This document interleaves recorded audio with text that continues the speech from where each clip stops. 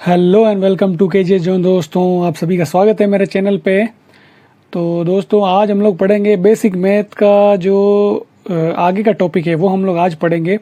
इससे पहले मैंने आपको जो जैसे कि पक्षांतरण हो गया और मल्टीप्लाई में हम लोग कैसे माइनस माइनस प्लस होता है ये सब तो हमने पढ़ लिया है। अब हम लोग आज पढ़ेंगे संख्याएं, ठीक है।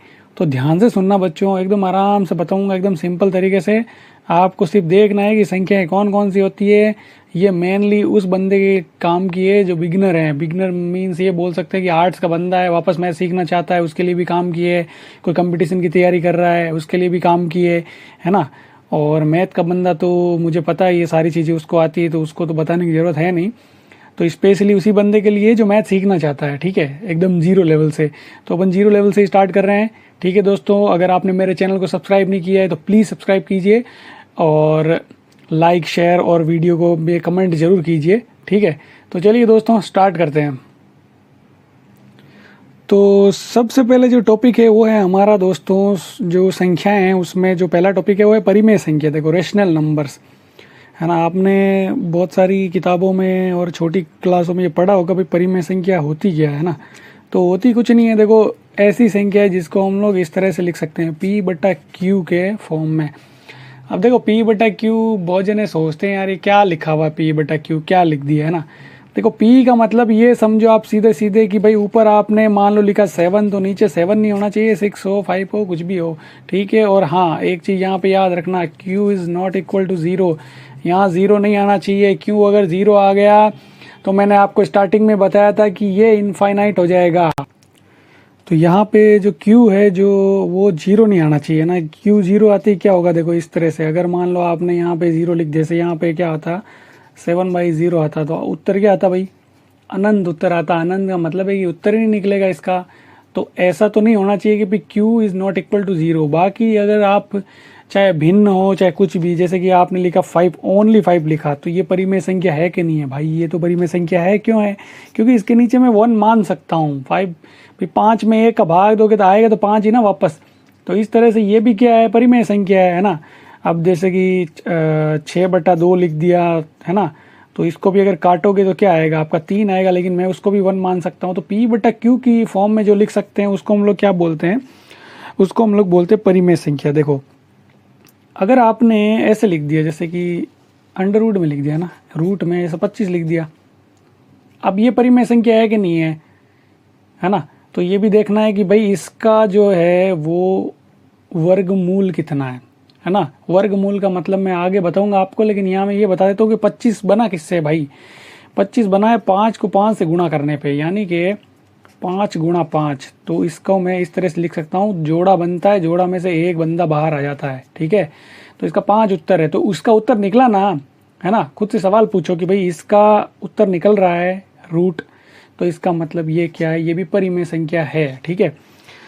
तो परिमेय संख्या आपको समझ में आ गई होगी, है ना। सीधी सी बात है कि जो P/Q की फॉर्म में लिखी जा सकती है, जिसका अंडर रूट वर्गमूल निकल सकता है ना, उसको हम लोग क्या बोलेंगे? परिमेय संख्या, रेशनल नंबर्स बोलेंगे, ठीक है। तो नेक्स्ट देखते हैं दोस्तों अपरिमेय संख्या। अपरिमेय संख्या देखो जस्ट इसकी उल्टी है भाई। देखो परिमेय संख्या में जो एक चीज़ है वो मैं बताना भूल गया कि जैसे कहीं पे लिखा है 1/3, इसका पता है उत्तर क्या आएगा? इसका उत्तर आएगा 0.333333। एक में 3 का भाग देख के देख लेना, ये 3 पता है ख़त्म नहीं हो रहा है ना। तो जब रिपीटेड संख्या है, मतलब बार बार ऐसे रिवाइज होके जो संख्या आती है, तो वो भी परिमेय संख्या है ना। अगर जैसे कि कहीं पे लिखा है जैसे 1/2, ठीक है, तो इसका उत्तर क्या है भाई? इसका उत्तर है 0.5। हालांकि ये तो पूरा भाग चला ही गया है ना। देखो इसमें भाग पूरा नहीं जा रहा है, ये 3 खत्म ही नहीं होगा, लेकिन ये परिमेय संख्या है। क्यों है? क्योंकि परिमेय संख्या में क्या होता है कि अगर आपका 10 मल्लों में उत्तर आ रहा है, लेकिन वो लगातार रिपीट हो रही है संख्याएं, इसका मतलब वो परिमेय संख्या है। देखो ये बार बार रिपीट हो रही है, और भाग खत्म हो जाएगा वो तो परिमेय संख्या ऑलरेडी है ना। देखो इसका भाग खत्म हो गया। और ये देखो 1/2, इसको मैं P/Q ऐसा भी तो बोल सकता हूँ, है ना। तो इस तरह से, ठीक है। तो नेक्स्ट देखते हैं अपरिमेय संख्या, ठीक है। अब अपरिमेय संख्या क्या होगी ये दोस्तों? देखो इसमें जस्ट उल्टा है। एक तो सीधा सीधा है जिसको हम P/Q की फॉर्म में हम लोग नहीं लिख सकते हैं, ठीक है, सीधी सी बात है, वो अपरिमेय संख्या होगी। दूसरी क्या होगी? देखो दूसरी क्या होगी, जैसे कि अगर कहीं पे लिखा है √2, √3 लिखा है ना, √4 लिखा है, सॉरी 4 तो निकल जाएगा, 5 है ना, 4 का तो क्या निकलेगा, 2 उत्तर आ जाएगा, 5। अब मुझे बताओ 2 का उत्तर निकलेगा क्या? तो बहुत जने बोल देंगे भाई इसका उत्तर निकल जाएगा। उत्तर तो निकल जाएगा, मैंने क्या बोला था परिमेय संख्या में कि इसका अंदर जोड़ा बनना चाहिए, जोड़ा बन के एक बंदा बाहर आना चाहिए। यहाँ कुछ ऐसा कुछ हो रहा है क्या? नहीं होगा, इनका वर्गमूल नहीं निकलेगा, पॉइंट में निकलेगा, लेकिन मैंने क्या बोला, कंप्लीट निकलना चाहिए ऐसे। तो ये भी क्या है, अपरिमेय संख्या है। तो ऐसी संख्याओं को हम लोग अपरिमेय संख्या बोलते हैं, ठीक है, जिसको p/q की फॉर्म में नहीं लिख सकते या जिसका जो वर्गमूल है वो नहीं निकल सकता, ठीक है।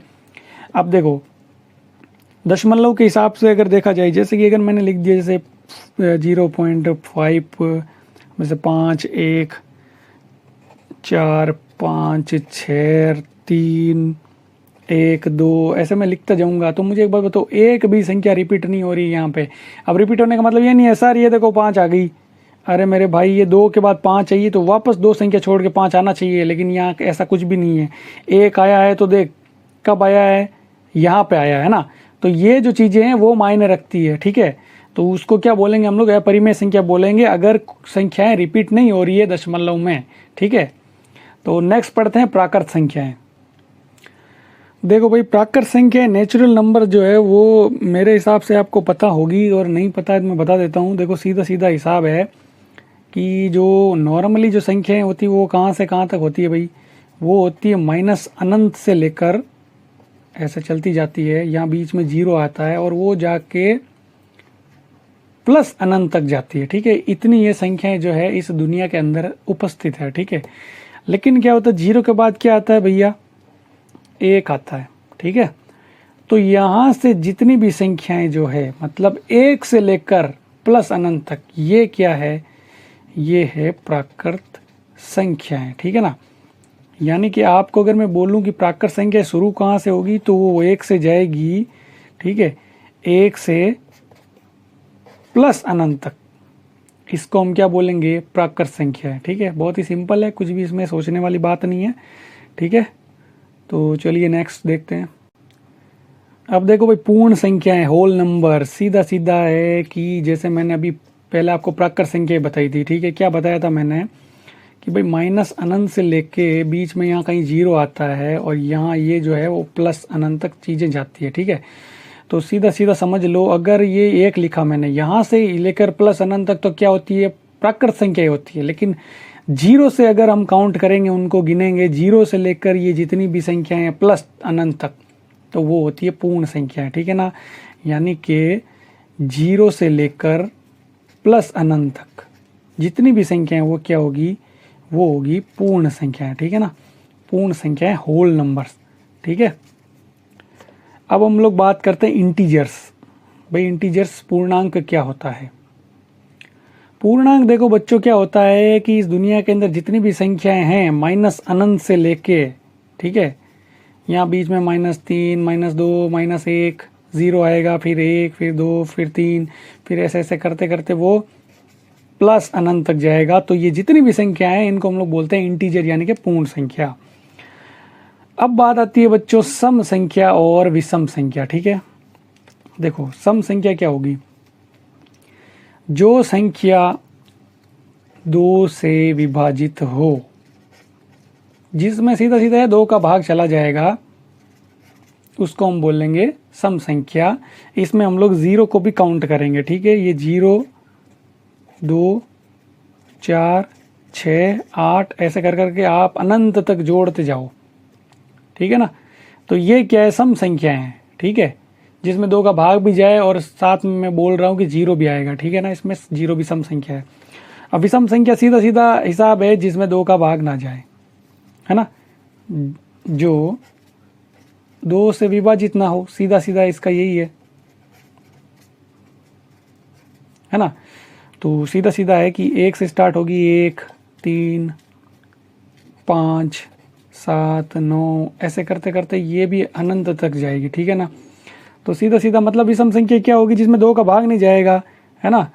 और अब बात करते हैं अभाज्य संख्या प्राइम नंबर्स की, ठीक है। थोड़ा सा प्राइम नंबर देख लेते हैं हम लोग क्या होता है। देखो मेरी बात ध्यान से सुनना, ऐसी संख्या जो एक और खुद के अलावा किसी से भी विभाजित ना हो। अब ये मैंने परिभाषा बोली है, शायद आपको समझ में नहीं आया होगा। अब मैं थोड़ा आपको बता देता हूँ कि प्राइम नंबर्स होते क्या। जैसे कि मैंने क्या बोला कि एक तो देखो सब में आता है, तो एक को हम लोग नहीं मानते हैं। दो जो होता है वो प्राइम नंबर है, ठीक है। दो के बाद क्या है, तीन है। तीन के बाद क्या है, देखो पाँच है। पाँच के बाद क्या है, सात है। सात के बाद क्या है, 11 है। अब आप ध्यान से सुनना मेरी बात भाई। दो है, आप सोच के बताओ, दो के अंदर दो के अलावा और एक के अलावा किसी से भाग नहीं दे सकते। कैसे, देखो 2/1 और 2/2, लास्ट ही कर सकते हैं। 2/3 करेंगे, उत्तर पूरा नहीं मिलेगा हमको, ठीक है ना। मैं पॉइंट वाली बात ही नहीं कर रहा हूं यहाँ पे, ठीक है। तो दोनों में क्या आएगा, यहाँ आ जाएगा 2 और यहाँ आ जाएगा 1, है ना। लेकिन इसके अलावा कोई ऐसी संख्या है क्या जिसको मैं 2 में भाग दूं तो जो अपना है उत्तर आ जाए, नहीं आएगा, है ना। देखो नेक्स्ट, देखो ये जो 3 है, 3 जो है ये क्या है, 3 खुद के अलावा और 1 के अलावा किसी से भी विभाजित नहीं होगा। मतलब हम 3 में अगर 3 का भाग देंगे तो 1 आ जाएगा, और 3 में 1 का भाग देंगे तो 3 आ जाएगा। लेकिन जो बीच में यहाँ पे क्या आता है, 4 आता है। अब मुझे बताओ 4 में मैं किस किस का भाग दे सकता हूँ भाई। 4 से छोटी ऐसी कोई संख्या है जिसमें मैं 4 का भाग दे सकता हूँ, 2 का दे सकता हूँ, है ना। 4 में मैं 2 का भाग दे सकता हूँ, लेकिन 3 जो है इसमें 3 से छोटी कोई ऐसी संख्या नहीं है जिसमें मैं 3 का पूरा पूरा भाग दे सकता हूँ, है ना। आप बोलोगे 1, मैंने बोल दिया कि 1 तो सब में आएगा।